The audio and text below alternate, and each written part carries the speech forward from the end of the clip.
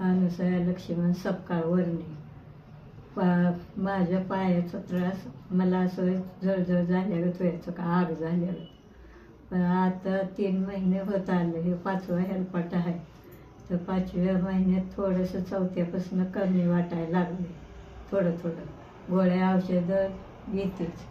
रोज असं 15 दिवसानं पायाचं हे होतं आहे मालिश. आणि नंतर गोळ्या औषधं बी घेऊन ते पण सकाळ संध्याकाळ 2 टाईम खाते. एक सातारचे डॉक्टर केले, त्यांचे 1 महिनाभर 15-15 दिवस 8-8 दिवस औषधं घेतली.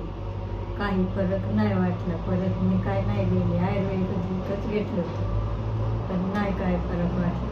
मग मी गेलीच नाही नंतर तिथं. इकडं सुरुवात केली.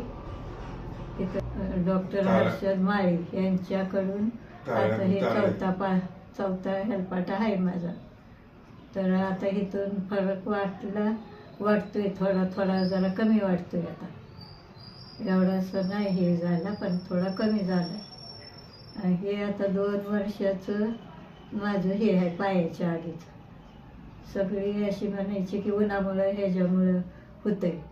घरी बी मी प्रयत्न केला भरपूर, तेल लावणं, कोरपड लावणं, पुन्हा पाय पाण्यात धरून बसणं, पण काही नाही. बर्फाचं बी लावून बघितलं, चोळून बघितलं, नाही काय फरक वाटला. हर्षद माळे डॉक्टरांच्यापासून मला चांगला फरक वाटतोय. नाव आता घेतलं की हर्षद माळी तारळे या डॉक्टरांच्याकडून मला फरक वाटला.